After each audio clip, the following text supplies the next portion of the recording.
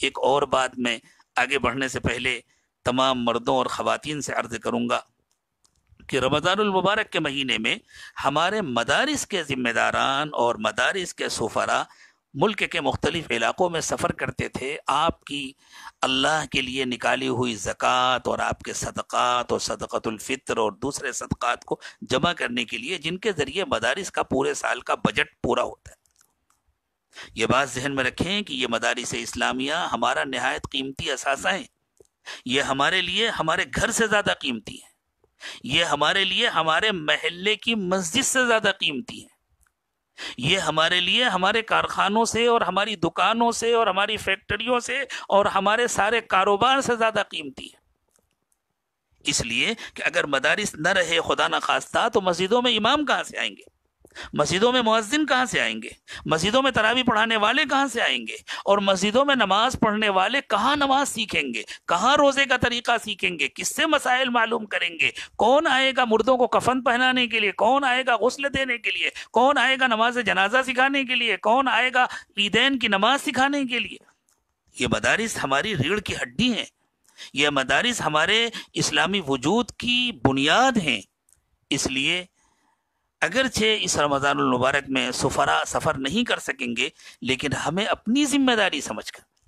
جس طرح اس lock down کے زمانے میں بھی ہم اپنے گھر والوں کا انتظام کر رہے ہیں، ہم اپنی ضرورتیں پوری کر رہے ہیں، ہم محدود وقت میں جا کر کے اپنا سامان خرید رہے ہیں، اسی طرح زکوٰۃ تو اللہ تعالیٰ نے فرض کیا ہے، آپ زکوٰۃ نکالیں، آپ اور صدقات نکالیں اور اپنے پاس محفوظ رکھیں، اور جن مدارس کا آپ تعاون کیا کرتے تھے، آپ بازار سے سادے لفافے لے لیں اور ان لفافوں کے اوپر ان مدارس کا نام لکھ لیں اور ان کا تعاون نکال کے رکھ لیں، بلکہ کوشش کریں کہ جتنا کرتے تھے اللہ اگر فضل فرمائے اور اللہ گنجائش دے تو اس سے کچھ بڑھا کر کے وہ تعاون کریں، اور بعد میں جب وہاں کے ذمہ داران آئے تو ان کے حوالے کر دیں، یا ان لوگوں سے رابطہ کر کے اگر ان کا اکاؤنٹ نمبر ہو تو ان کے اکاؤنٹ میں ٹرانسفر کر دیں، لیکن اس کی پوری کوشش کریں کہ مدارس کے چندے میں کمی نہ آنے پائے، اس لیے کہ یہ مدارس ہمارے اسلامی وجود کے لیے ریڑھ کی ہڈی ہے۔ اللہ تعالیٰ ان مدارس کو باقی رکھے، انہی مدارس کی برکت ہے کہ آج ہماری زندگیوں میں دین نظر آ رہا ہے، انہی مدارس کی برکت ہے کہ آج جماعتیں چل رہی ہیں، علماء ہیں، حفاظ ہیں، مفتیان کرام ہیں،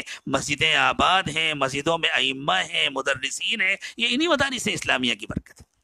اس لیے میں یہ درخواست کروں گا کہ پوری کوشش کریں کہ کوئی مدرسہ عید کے بعد اس وجہ سے تکلیف میں نہ آنے پائے کہ ہمارے پاس خرچ کرنے کے لیے پیسے نہیں ہیں، ہمارے پاس اساتذہ کو دینے کے لیے تنخواہیں نہیں ہیں، اس وجہ سے ہم طلبہ کا داخلہ نہیں لے سکتے، اس لیے ہم ان کا انتظام نہیں کر سکتے۔ اللہ نہ کرے کہ یہ وقت آئے، اللہ نہ کرے، اور اگر خدا نخواستہ ہماری کسی سستی کی وجہ سے ایسا کچھ ہوا تو یہ ملت کا اجتماعی خودکشی کا فیصلہ ہوگا۔ اللہ تعالیٰ پوری ملت کی حفاظت فرمائے۔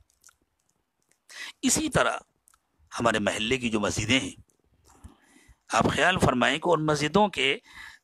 اماموں کی اور وہاں کے خدام کی جو تنخواہیں ادا ہوتی ہیں وہ عام طور سے جمعے کے چندے سے ہوتی ہیں۔ اب اس وقت چونکہ جمعے کے اجتماعات نہیں ہو رہے، مسجدوں میں چندہ نہیں جمع ہو رہا،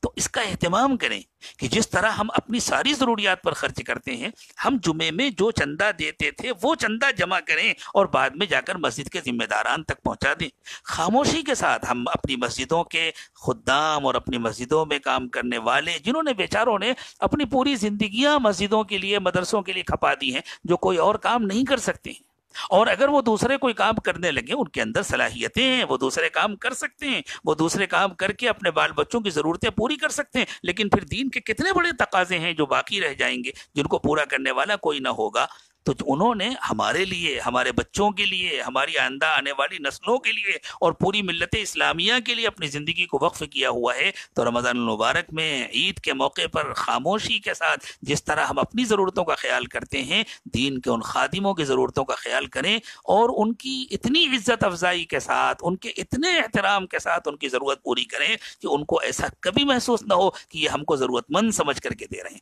اور واقعی ہم ان کو ضرورت مند سمجھ کر کے کیوں دیں؟ ضرورت مند تو ہم ہمیں، ضرورت تو ہماری پوری ہو رہی ہے، ان کے ذریعے سے اللہ تعالیٰ ہماری اور ہمارے نسلوں کی دینی ضرورتیں پوری کر رہے ہیں، اس لیے ہم ضرورت مند ہیں کہ ہم ان کو، اگر ہم کسی ڈاکٹر کو فیس دیتے ہیں تو ڈاکٹر کو صدقہ سمجھ کر نہیں دیتے، اپنی ضرورت سمجھ کر کے دیتے ہیں کہ ڈاکٹر ہماری خاطر بیٹھا ہے۔ کسی وکیل سے ہم مشورہ لیتے ہیں، اس کو فیس دیتے ہیں تو اپنی ضرورت سمجھ کے دیتے ہیں کہ بھائی یہ وکیل صاحب بیٹھے ہوئے ہیں ہم کو مشورہ دینے کے لیے، ہم کو قانون بتلا رہے ہیں۔ اسی طرح یہ جو دین کے خدام ہیں یہ ضرورت مند نہیں ہے کہ ہم ان کی مدد کریں، ہم ضرورت مند ہیں کہ ہم ان کی خدمت کریں تاکہ وہ دل جمعی کے ساتھ دین کی خدمت میں لگے رہیں۔